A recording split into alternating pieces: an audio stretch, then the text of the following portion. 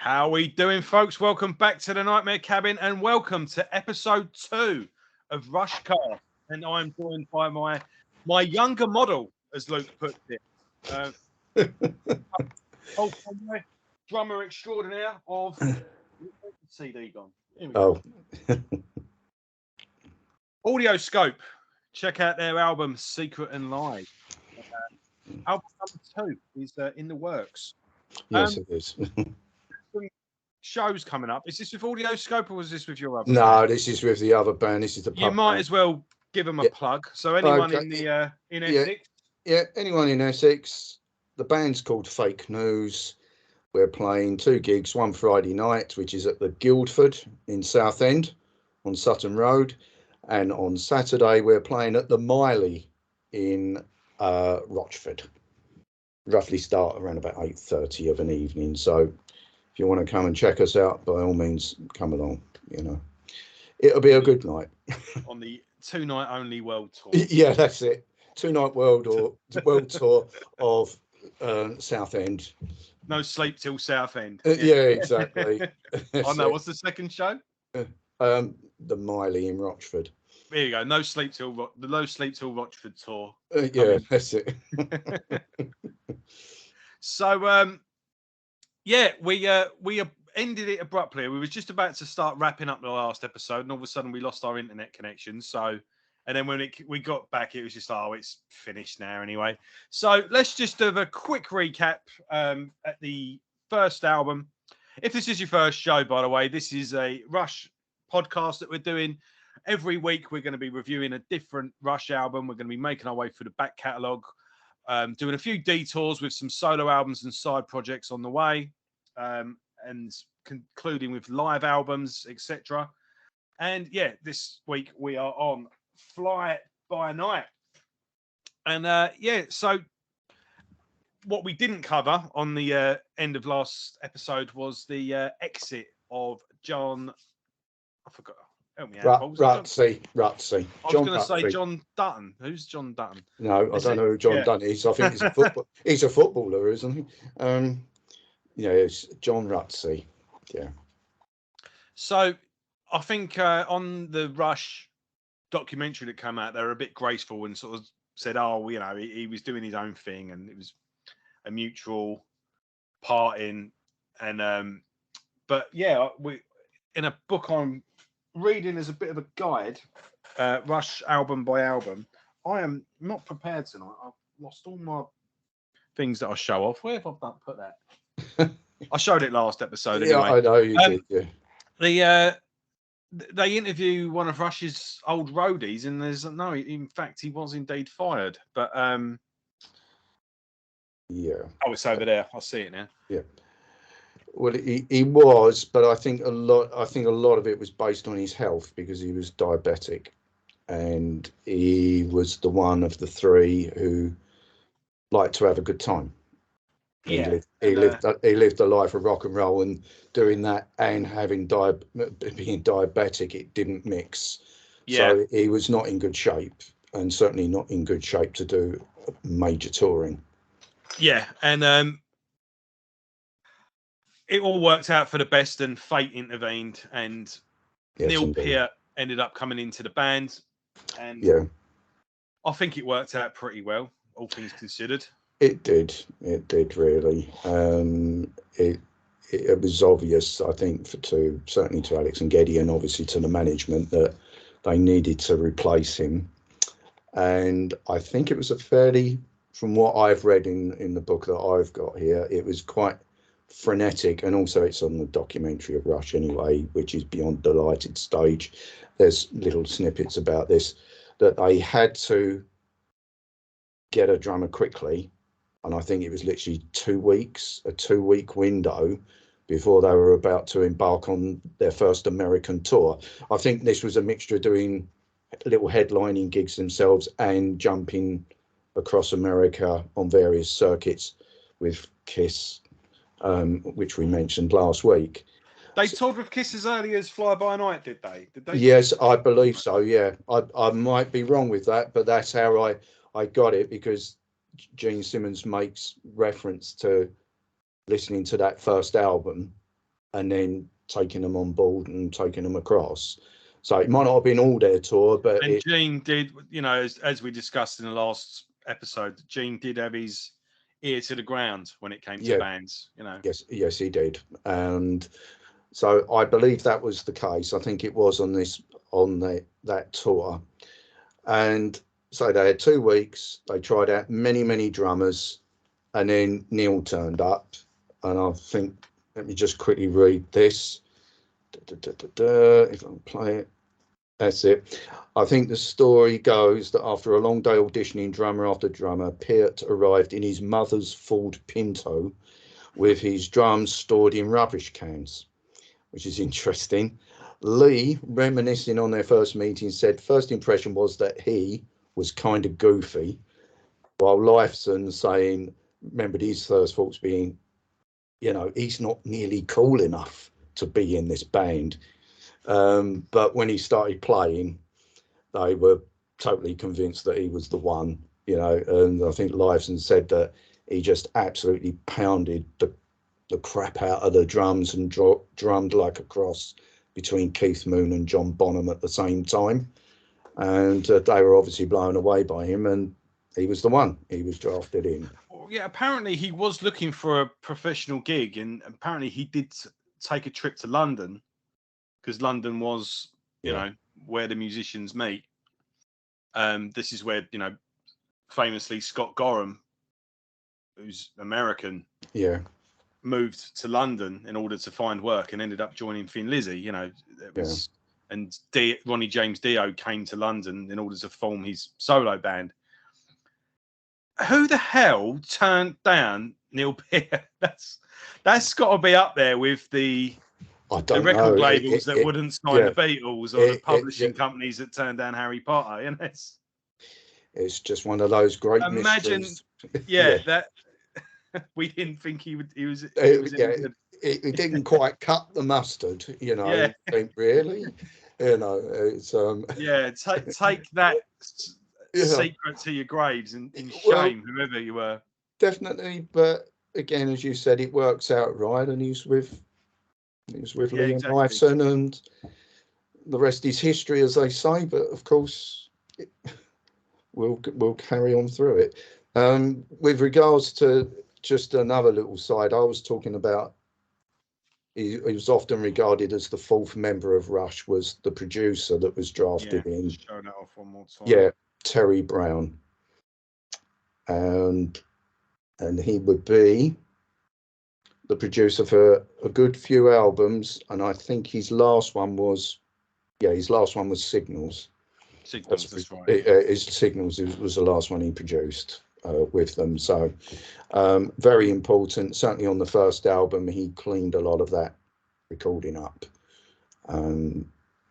made it as presentable as possible, and that was the start of their long association, which spanned many albums. I think it's 9 albums. So obviously, out the gate, it's pretty damn apparent that they've got a new drummer, and but not only have they got a new drummer, they've got a new lyricist.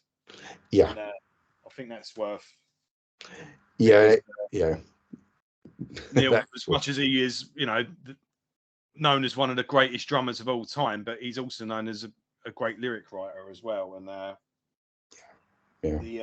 and there's no tension in the band whatsoever. Giddy was quite happy to give that job away. It's interesting. Well, on this on this album, it's 6 of the 8 songs, the lyrics are written by Neil. There's still an overspill from Rush, Best I Can. The lyrics are written by Lee. And the last song on the album, in the end, is a lyrical collaboration between Lee and Lifeson.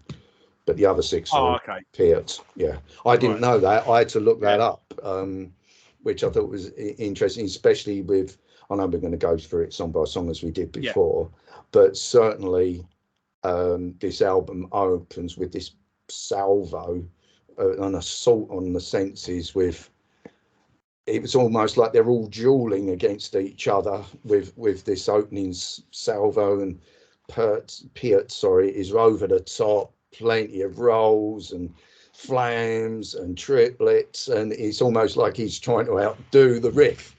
Yeah, it's really playing lead drums in a yeah. way. It basically he was soloing over the top of it. It was really, and you do when you hear that, you just think, wow, something is different. I mean, them big accents bringing it all in. Yeah, it's really fantastic to hear.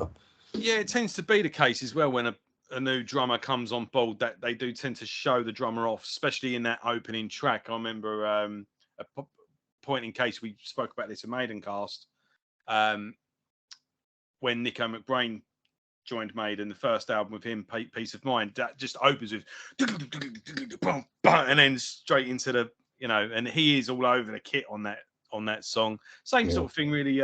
Slayer, that was quite a controversial, because Dave Lombardo as well was massive drummer, and he set a new standard of drumming on the last 3 albums he did with them, and it was pretty big, a big case. He had big shoes to fill, and same sort of thing. That first album, Divine Intervention, and then just when it kicks in, like I say, it was so heavy it blew Kerry King's hair off. So, but trying to think of other examples, but it's so again, what before we get into the songs, what's your overall impression of Fly By Night, and especially since you've revisited it this week? Well, again, refreshing to listen to. Again, it's always just been the odd song, but you can hear that there's a slightly different impetus. It's definitely a little bit overall more prog. It's quite aggressive on this first side, and then the second side it sort of mellows down a bit. Sort of, it's a bit more diverse on the second. A bit more diverse, a bit more folky, and I think a bit more versatility in that. But as you said, I think probably the two biggest difference, obviously, is Peart's drumming and the lyrics. Some interesting sort of themes and that were brought forward rather than completely different to the first album. Yeah, so let's get into the songs then. Kicking off with Anthem. I think this is how you start an album off, really, isn't it? It just grabs you by the throat, really. Energetic, it explodes out the speakers. Again, it's like you've just summed up perfectly. It's as if all three are trying to outdo each other, and it's quite a frantic little song structure, really, isn't it? And it is. I mean, it's a good riff anyway. It's quite hyperactive underneath it all, when it's unison with Geddy and Alex there, which, I mean, they're just so tight together with that anyway. And then, of course, you've got Neil over the top of it, cymbals crashing in here and there, and very, very, very. It's just exciting to listen to. And the chorus is, Geddy's practically barking the chorus. Yes, he is. Yeah, definitely. It's really, really giving it some. I've got to be honest, I don't know about you, but when you got the lyrics in the inside of the sleeve, my eyes are not good enough to see them. I've had to take pictures of them and try and blow them up a bit just to try and remember certain lines.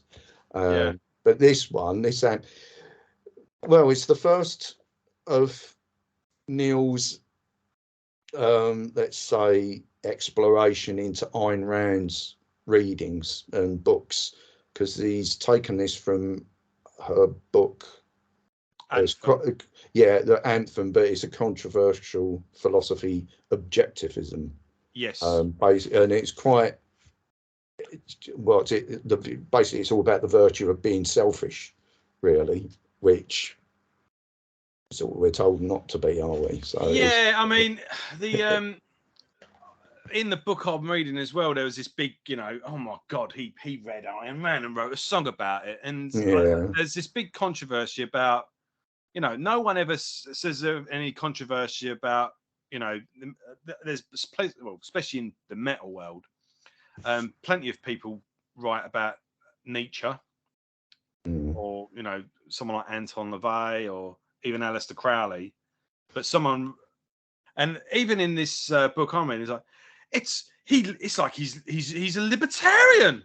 Like, oh my God. Like, it's even as, you know, and you find most libertarians are pretty balanced. I mean, I think they're just obsessed with weed, basically. But exactly. yeah, I mean, I think everyone should go through an Iron Man phase. I don't think her philosophy. I don't think you should ever, you know, just adopt one person's philosophy. But No, I think I mean, I can't remember if I read Anthem or not. I did read a short story where there's someone's seeking for this missing word. There's this tablet with a words that once this word's applied, it's and then at the end of the story, the word is I. So it's just a single letter. But I can't remember if that was Anthem or not. But I did read The Fountainhead and Atlas Shrugged. Yeah, but they're the ones I've read. Yeah, I wasn't that big a fan of The Fountainhead, but I did really like Atlas Shrugged. But I think if you was to apply Iron Man's philosophy or outlook or what, I think you adopt it for a good while you're young. I would say, like in your 20s, you go focusing on a goal and be ambitious for your 20s, but you don't want to end up like Iron Man. Iron Man wasn't a happy woman. No, she wasn't. She's very clever, very insightful. She's very clever, but you know, a lot of clever people are too clever for their own good. And I don't think you would want to end up. You wouldn't want to be an old person like Iron Man, but I think in your 20s, be driven, be ambitious, be focused and tunnel visioned on where you want your life to go, whatever you want to be good at, you know, from playing an instrument to weightlifting to running a business, whatever it is. Well, if you don't have that determination anyway, you just don't get anywhere, do you? I think, you know, people just sort of read the headlines these days. I think if you watched an interview with her, I think she explains herself quite well. And selfishness is not, it's her thing of selfishness is basically, it's not helping others. It's making sure you're in the position to help others, you know, and that would be my thing. I remember enjoying Atlas Shrugged. It's a bit of an epic, but I've since realised as well, Charles Dickens wrote pretty much what Atlas Shrugged in a book that was like a tenth of the. He didn't need 1,000 pages to explain what he meant. I think Atlas Shrugged is a fantastic doorstop. It is huge. It's a huge book. But I think probably the virtue of self. You got to remember as well, Ayn Rand was traumatized by growing up in communist Russia as well. Don't forget that. No. She's gone from Russia to America, so she's gone from completely one end to the other, and a lot of people do forget that. And that's true. That is true.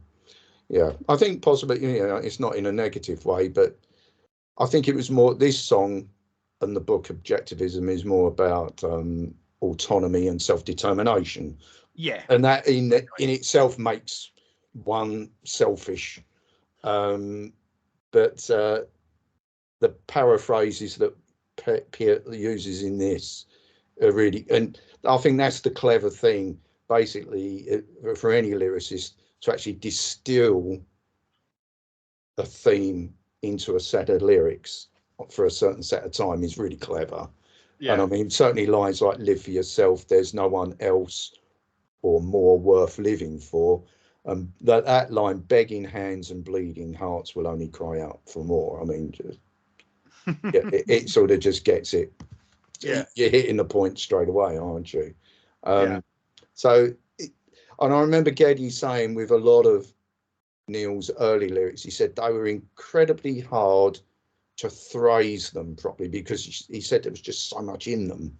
So he said it was just trying to remember them and to get them across properly. It was he really had words and syllables and the vocal melodies are probably just as frantic as his drums. Absolutely. And so all the time Geddy's trying to play the bass, and he's not just playing it as a journeyman. He's, as we said last week. His bass playing is very upfront and quite technical. And people like John Entwistle, and I don't know if you listened to Jaco Pastorius, but he certainly became a fan of Chris Squire of Yes as well. And again, no slouch. And there are other great bass players, and Geddy's one of them. So to do all that singing and all that intricate bass playing is no mean feat. So oh no, yeah, it's exactly. and it's a great song, and I like the way it sort of comes out of that frantic introduction, and then you've then it's almost like a double bluff. That's the intro, but then you come in with Alex's guitar to bring the whole thing in. It's the second intro, and then you get the beat going, and then it's nice solo on this as well. Quite expressive, I think. Yeah, Really, great song to open the album with. yeah, Great song. definitely. So yeah, we come out screaming with Anthem, and then hit the ground running really with Best I Can. A good driving riff, the beginning of that one. Yeah, it's a quick sort of no nonsense song, really, isn't it? It's about 3.5 minutes. Yeah, and, it just comes across really quickly. There is a live version of this with John Rutsey playing it, and that is on Beyond the Lighted stage as an extra. all right, yeah. And of course, Peart has just taken it and completely given it a bit more. And a great drum introduction, which you can hear Keith Moon's influence, crashing cymbals and offbeat hits, and then they're in. And again, it's one of them songs you hear it, it's good. The lyrics are very straightforward, which is from Lee, but it's over before you're bored with it. Yeah. Again, it's just a nice album filler, I think, with the album. Are we in filler territory already though, or is this? No. Perhaps I'm being disingenuous. I still think it's quite a good song, but it probably would be one that will gradually just get dropped as time goes on. Yeah, fair enough. But it's not. No, I don't think so. I've heard far worse songs than Best I Can. I like it, and again, nice solo, very nice solo in this one again. I don't really. I'm trying to think of other things to say about it. It's. I think the only thing, again, it's just how Alex plays it, and he's beginning to use the wah-wah pedal a bit more here on this one as well, which just gives it that slightly different texture. I enjoyed it. It was nice to listen to it, and no, I don't wish to be disingenuous. Oh, no, I'm just asking. Album filler is the wrong thing. I shouldn't have said that. I don't believe it is that anyway. So moving on to Beneath, Between and Behind. Again, we're even shorter now. This is just a 3-minute number. This has got a quite slightly sort of bluesier riff, but with an upbeat tempo. Yeah. Glides along quite nicely, but goes a bit frantic in the middle, goes into a little jammy, Yeah. And again, it's over before it outstays its welcome. Really, it does its job and stops. it does. I think I'm just looking at the notes here in the book about it. It was during 1975. They were on the road an awful lot, Rush, and a lot of these lyrics that Neil wrote, he wrote while they were on the road. And he would always have his head in books, and he spent a lot of time reading. As Neil has famously said himself, when you're on tour, reading is a very good waste of time. It's quite constructive, and it passes the time in between traveling and sound checks and kicking around, between shows. So he would spend his time doing that. And I think Geddy and Alex said, well, look at the books he reads and the words he uses. And I think they even said at the beginning they felt that he was quite opinionated about all sorts of things. And they said, oh, he must be good for writing lyrics. And I'm backtracking slightly here. Yeah. That's and then they asked him, oh, would you be interested in writing lyrics? He said, well, I have been writing lyrics. And that's when he presented a load of things to him. And this was one of them, Beneath, Between and Behind. And because they were on tour in the USA, They were coming. Of course, it was they were coming up. America was coming up to its bicentenary, and of course, Yeah. the celebrations didn't happen until the following year. Neil decided to sort of write about it, and he wasn't commissioned to write this lyric, but it's a slightly cynical observation of the state of the USA at that time. This song, which I thought was quite interesting, saw it as corruption of the wishes of the founding fathers.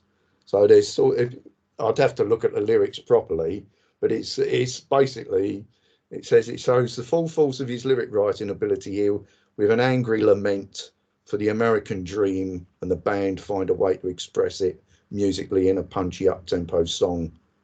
And it fills and stabs all over the place here. Unusual placement between bars, and it does draw you in. It's quite a, and then you've got that slightly groovy offbeat section towards the end of it, which is really good as well. Even so, it was slightly edging towards reggae, which they would touch on later on in their history. You know, interesting. Yeah, very interesting song. And I remember, this is one of the songs that they would occasionally pull out of the vault and play it live, because I remember them playing this on Moving Pictures tour. Right. And it really went down well. It was a really, I can imagine this one actually, because especially that little bit in the middle when it all goes off on one. Really sort of, and it would be a bit heavier live as well. There'd be a bit more. Alex went to town on it a bit. Definitely. It was good, and it was. I think that's the cool thing about it's about a lot of the big bands really, is when they can pull something out of the vault and play something you wouldn't expect them to play live. It's always a nice surprise, and this was, and it's a good little number, very punchy, and as you say, it's over before you're bored with it anyway. But it's interesting little styles even throughout the song, you know. Yeah, so we've got 3 back-to-back, nice, quick, punchy, you know, straightforward. Well, as straightforward as Rush get. Very no nonsense, very, you know, to the point. And we're edged into the album nicely, and then we get the album's centerpiece, really, and the real big thing that really sets the album apart, and a forebearer to what's to come, really. By-Tor and the Snow Dog. There's a song title for you. It is, isn't it? And you think, what the heck's all this about? Close to near 9-minute epic. Yeah. And well, it starts off straightforward enough, doesn't it? And then it goes on a bit of a journey. So this is a song about a dogfight, basically. Basically, yeah, it is. That's where it came from. I don't know what notes you've had on this or what you've read. There's a gentleman called Howard Ungerglider. He would be working with the band all the way through their history. He was basically tour manager and a lighting director and then the accountant. He was at home with the Rush manager, Ray Daniels, and Underglider, or I think that's, I hope I'm pronouncing his name correctly. I'll say Howard, saw an altercation between 2 of Daniels' dogs. The more aggressive of the 2 he called By-Tor, Biter, and the other smaller white animal, the Snow Dog. And after recounting this story to the band, Peart wrote a lyric rather grander and more epic than the inspiration it might merit. Because when I listen to this, I think, where has he read this? But I thought it would have been based on some book or something. But he's basically turned something fairly everyday into a mythological story. Yeah, I thought it'd have been some obscure childhood I thought it was. Like that, I thought it was as well, but that's what's happened, and it's been inspired by a dogfight. But again, just the imagination of Peart to do it in this fight of good versus evil, and it's really very, very interesting. And it is the first of the epics that Rush would write on this sort of mythical, philosophical journey that they would go on. Yeah, I mean, I and think stuff, you know. I think it's quite a every so often on Planet Rock they do a show of long songs, or they do I forget which one it is. He finishes with a long song, and the rule is, yeah, obviously it has to be over, you know, so it's that big epic that a band, this is, but it can't fade out. It has to end. That's another one. Vote for them, and yeah, I'm surprised they've never pulled this one out, because they did do 2112 once, the full 20-minute, you know, and yeah, I mean, I think Rush fans know about this one. This is obviously, they would go on to do more bigger, you know, but this is important in the canon in terms of the band's progression. And you could argue, I suppose, Working Man would have been the real first step, but this is the fully fledged. Yeah, I mean, rather than it being like a sort of prog epic, it is more like Working Man. It kind of just goes off into a bit of a jam, really, in the middle, doesn't it? Well, well, you say that solo section is supposed to be the actual fight, the actual battle, and like those really scrunchy, scrawling, screaming bits on the guitar, which are like a very low guttural sound. Alec Lyson got that effect by using a dime, a worn dime, or whatever the Canadian equivalent is, and he would rub that a lot, go across the strings with that to get that real growl on the guitar to represent the Snow Dog. So that's what it is, and it's supposed to be a duel, and that's what you're hearing, because the bass is punching along quite a lot. The drums, I think, I mean, Peart's obviously doing little breaks here and there, but he's basically holding that all down, and you've got this interplay, question and answer going on between the guitar and the bass, and it's just really punching it along really nicely. But I can see what you're saying. It almost comes across as a jam, but there is a structure there with it, and then you're getting into all these extra little syncopations, which again is a trademark Rush. These little syncopations between them, and then Neil Peart's doing these little drum break solo bits, and then of course you get in the there's not a second to spare, is there?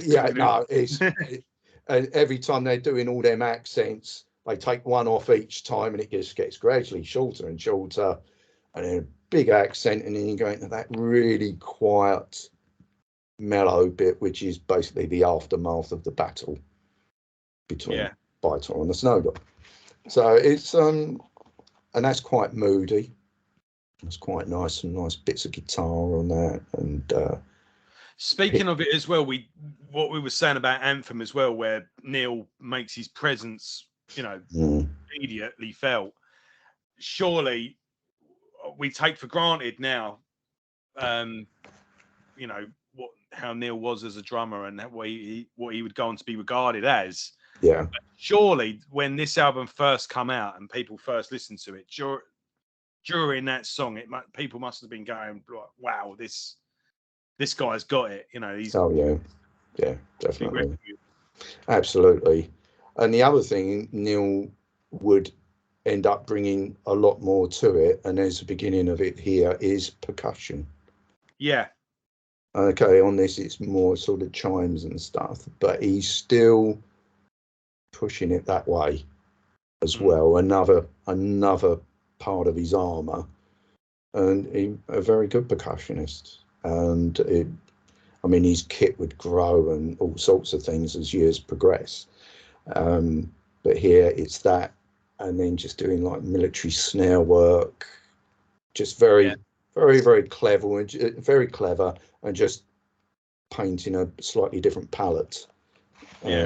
But it's really clever, really clever. And then the song, you say you got the aftermath of the battle. It's got that like sort of mellowy little bit, and then it builds up. Yeah. builds up with the drums as well, and then it just comes full circle into the original chorus. You know. Yeah, it's a good a good one to finish the first side, and then of course you got all them big staccato accents, the da da da da da da da da, and then boom, bloom, and then in the end you got all the chimes just keep going. Yeah. At the end of this, now on the record which I've got, them chimes carry on onto the run off of the record, so it just keeps going on and on. Oh, really? And on. If your record doesn't, you know, for those who don't know, you know, vinyl and turntables, because a lot of people, I mean, I remember my children when they were younger, they were fascinated by my turntable.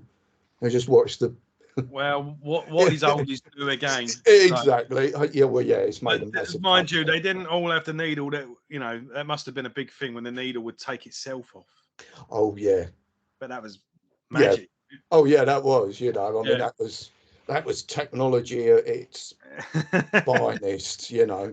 But you know, quite often you see a film and it with a lot of things just repeating, like they've fallen asleep, and this record's just. That's it. You just hear that scratch. And you would have just had that chiming just over. But those chimes just kept going and going and going. Yeah. Whereas on the CD, they just faded off. But yeah, a really good song. It was always a big favourite with the Rush fans, and it was a fairly central showpiece for a good few tours. Yeah. And and I've seen them play it live a couple of times. It was always good live. And that, as you say, that big riff at the end, the slow bit going into that is very bluesy, actually, just the way it feels. And then they, as you say, take it back to a verse and a chorus. Never stretch it out as well. I could see the potential for that being like a, you know, say Zeppelin or someone like that. They'd stretch that song out bloody 20 minutes. I think the version on, and of course we'll get to it. Yeah, it's on All the World's a Stage, their first live album, and it definitely has been stretched to. I can't remember how much longer it had been stretched to, but that quiet section's been padded out quite a lot as well. It's a bit more indulgence there. Yeah. But, well, we're on the second half already. No, no, crazy. It's just flying by. The big single off the album and the title track, Fly By Night. And I've always, this is one of those songs, when I hear those opening calls, I'm instantly in a good mood. You know, it's it's just it's quite a cheerful sound, really. Yeah, there's something, this is a cozy song. Yeah. If you can describe a rock song. But it's just something about it. It sounds of its time, and it's, you know, you just picture just being in a plane, but not jumbo jet, and just in a little thing, and just flying along and looking at the lighted village or city, and you're flying above, but no one's seeing you. You're just passing through without anyone's knowledge, and just taking it all in. It's like, this is the perfect soundtrack to a night drive, you know. It's quite, I think, apart from it sounding like that, it's quite a melodic song as well, really. It's quite a nice lyric to it, nice melody, and say Alex's guitar on this is relatively clean, but it sort of makes it.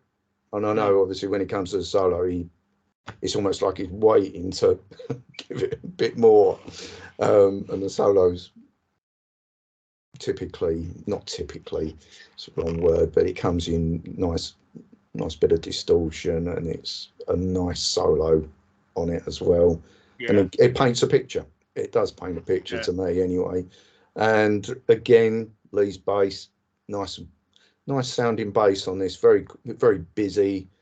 I wouldn't say it's poppy, it's actually quite unpoppy, but it sort of works.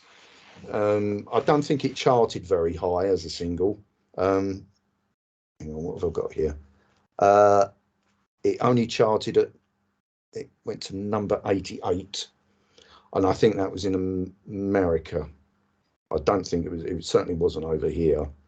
So it didn't, even though it was a single, it didn't chart that highly.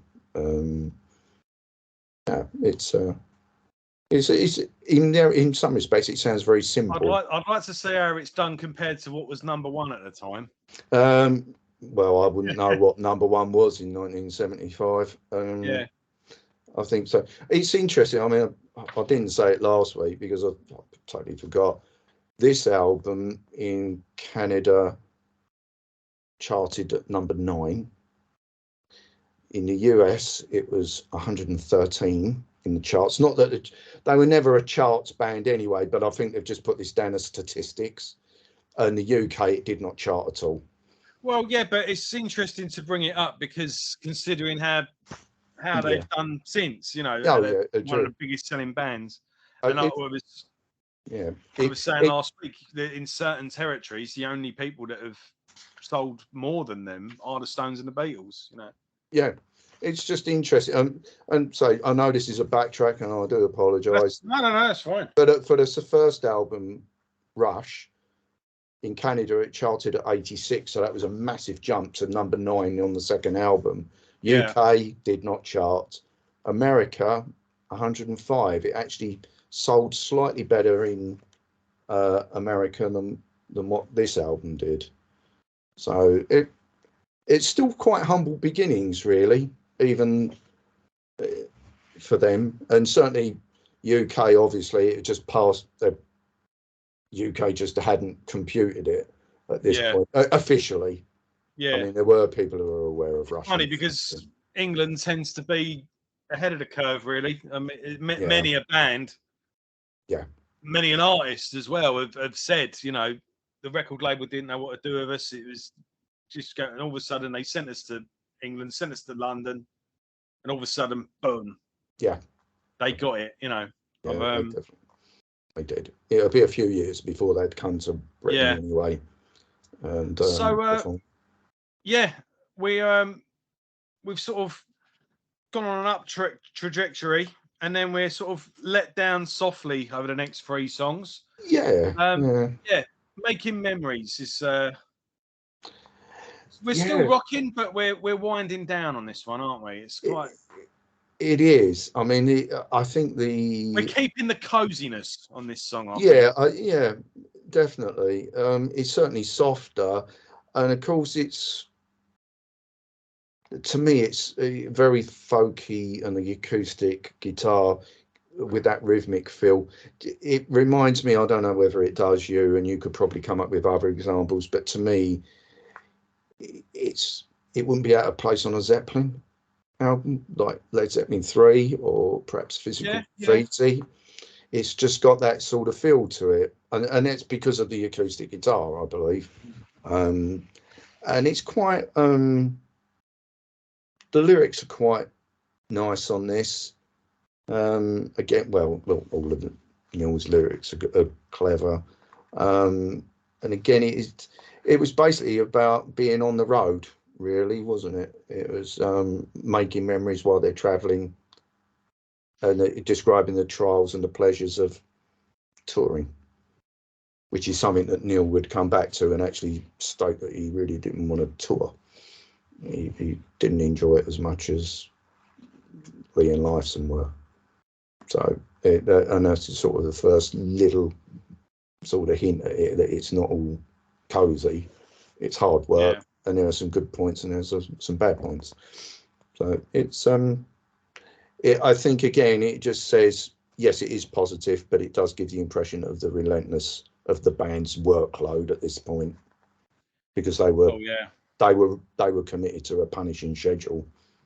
Well, yeah, as we mentioned, you know, over 100 shows for 10 years running, and I think it was when Giddy put out his big beautiful book of bass or something like that. Yeah, that's it. Yeah. He said, I've not been to an airport in 6 months, and that's the longest it's been. Yeah. In my whole life, or at least until he was working. Yeah. Yeah, he says this is the longest I've never been to an airport. Yeah. It would. Crazy. Yeah, it's, and I think that's something that Neil didn't like too much. So I think certainly in later years he would travel on the tour bus, but he would also ride his bike Yeah, between shows because he just liked to get away and go down back tracks and be in nature, which yeah, I can understand that. I can understand that. That's sort of like you're sort of getting therapy as you're traveling from show to show and enjoying what you can see, rather than it being a blur of yeah. airports and tour buses and And everything hotels. Yeah, shut and yeah, yeah, yeah. So I totally get that, and quite admirable. I dare say they were probably worried because he's on a motorbike, he could have an accident. And then what they're going to do without their drummer, just. But he didn't travel alone. I think there was always people with him from the road crew as well. yeah, And there were others riding with him. Interesting, just an interesting aside, really. yeah. But Well, he was an interesting bloke, really. yeah, yeah. Bit of an enigma in a way as well. He was, Well, quite yeah, a private person, and yeah, he yeah, was. seemed Yeah. to have his ways about him. But don't we all? Well, yeah, Uh, exactly, exactly. But yeah, very yeah, very very American rock feel to it. The folk feel, I should say, not American rock, American folk feel to this song.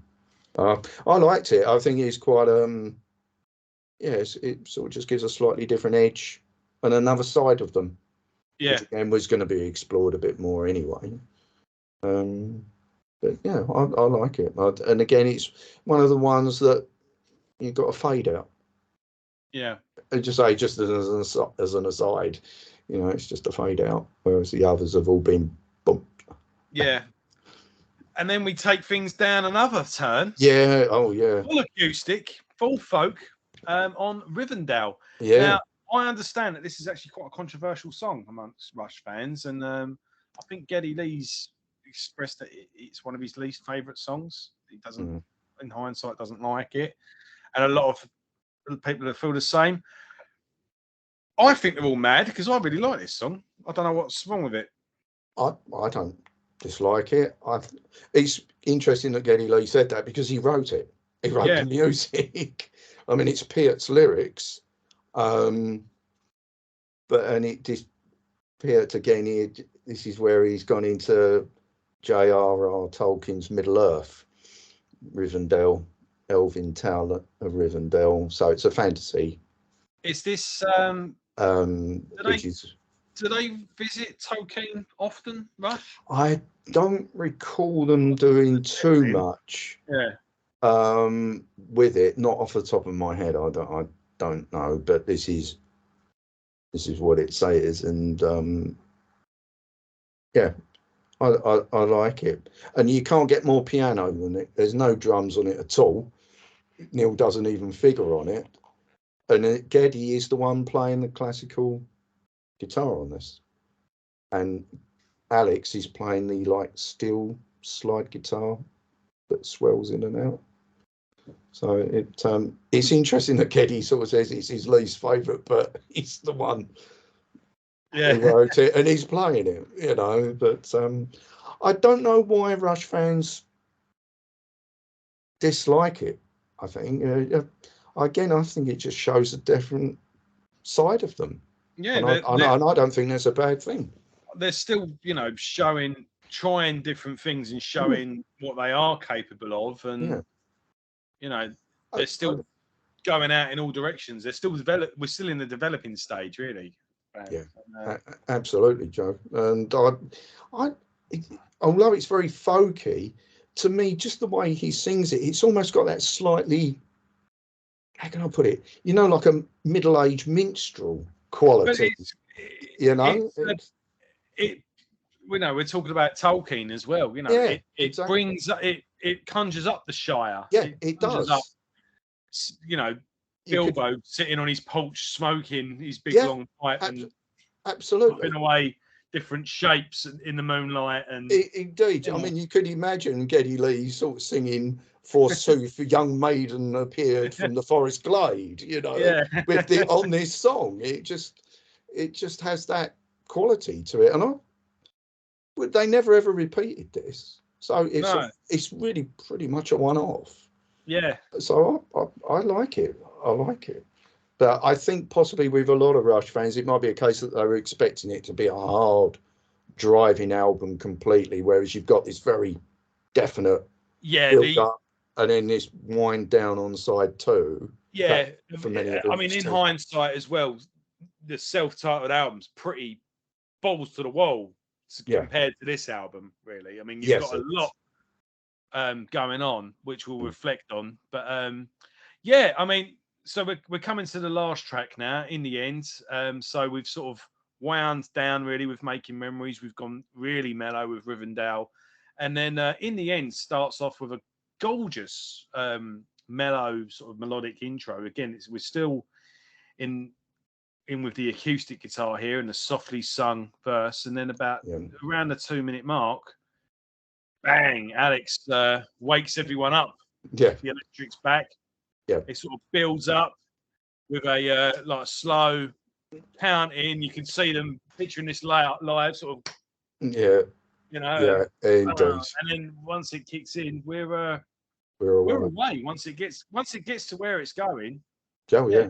It's again with this intro, it's sort of like a continuation of what they did on Before and After on the previous album. It's that lovely, very pretty sounding acoustic, and Geddy sings it quite low for him, and it's very mellow.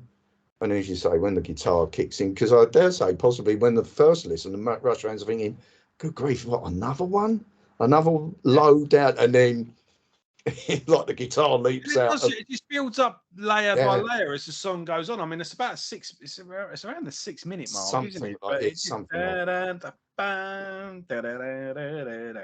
and then it just nicely builds as the song goes on, and then just sort of comes to this sort of nice little climax, and then just calmly leaves you, puts you down again. And it's so, like I say, we've got a pretty straightforward jamming, rocking debut album. Again, we got Cream, we got Budgie, we got Zeppelin, we got The Who. We're all guns blazing. And then we come out all with this album, all guns blazing with Anthem. 3 nice rocking tracks, but then going into a nice jammy epic by Tor and the Snow Dog. Then we got nice radio rock, Fly By Night, nice folky, not really rocking but rolling Morning View. And then we've got nice folky ending, and then a nice sort of mellow climaxy. So there's a lot going on over the course of just 8 tracks, really. I think so. Yeah, they fit a lot in 40 minutes. Yeah, they do. It's it is a more interesting album, I think, in retrospect.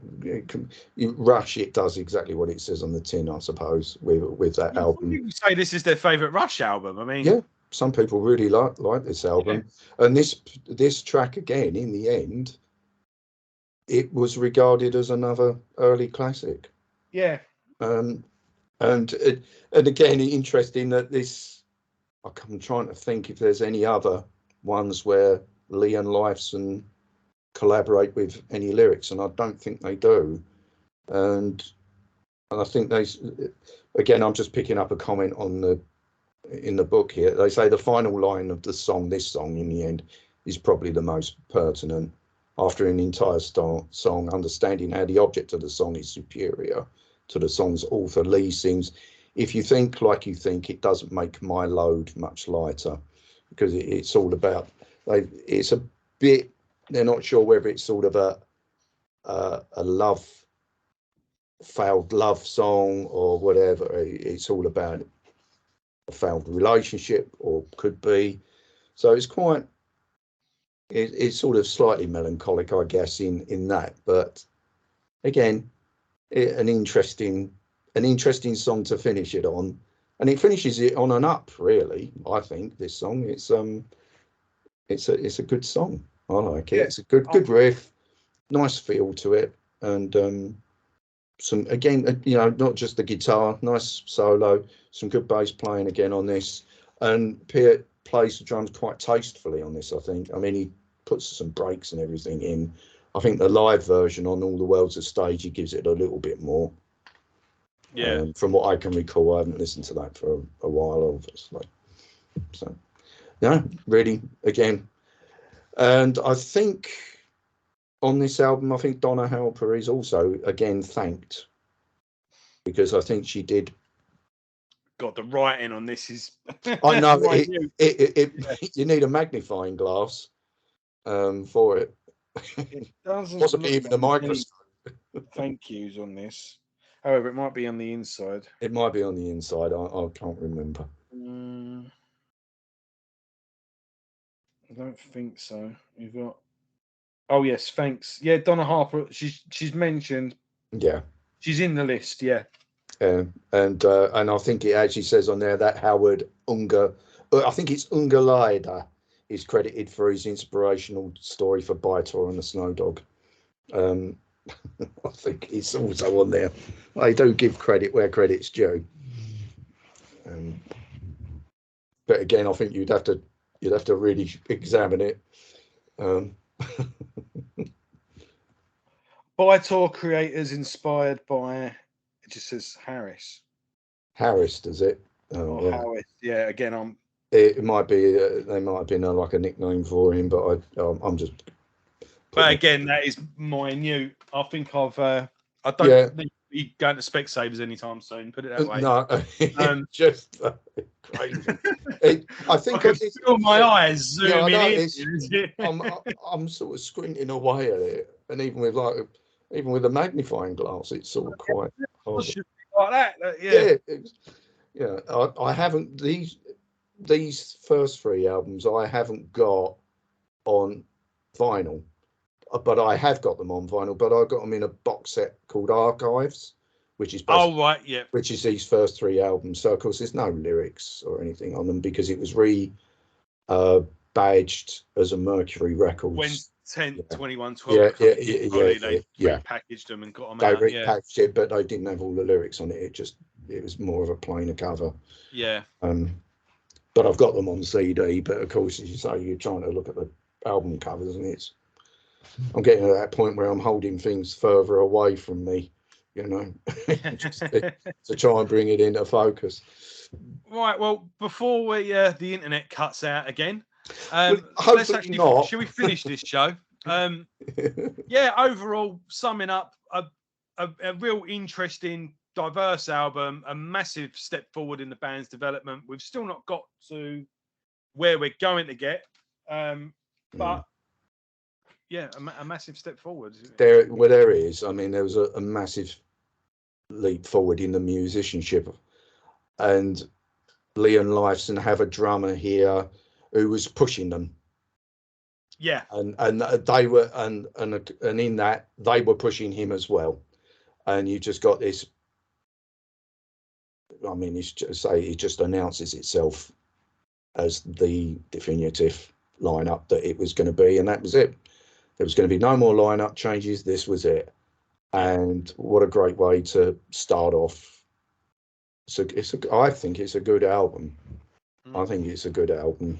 And I like it. In a way, it's the band's second debut. Well, effectively, it is. Yeah, it is. And I think it's a good one. And I like the different colours in the music. And just...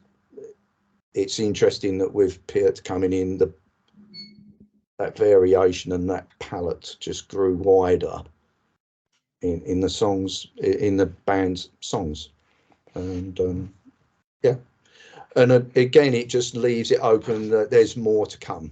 Yeah, there's more to come. I think as was it Jack Black? Jack Black's quite a fan of these. I think he said. There's plenty of sauce in the bottle to come, and I think that's a great way of putting it. Actually, a really good way of putting it. So very, very interesting. Very interesting album. Really enjoyed it. It was again really refreshing to sit back and actually listen to it again. So, well, I hope you watching this use this as a companion piece. I hope you go back and re-listen to the albums as well. Use this podcast, this show as your companion piece to work in your own way through the albums as well. Listen to it spend the week listening to it. You can use this as an introduction before listening to the album, or spend the week listening to it yourself and sit and listen to us chat with it. And you can put your own 2 pence worth in the comments section below as well. Thank you very much for watching. Next week, we'll be back with Caress of Steel. Very controversial album, and lots to unpack on that one. So I'm looking forward to that. And in the meantime, don't go going bald. We'll be back. Cheers. Thanks for watching. Cheers. Bye-bye.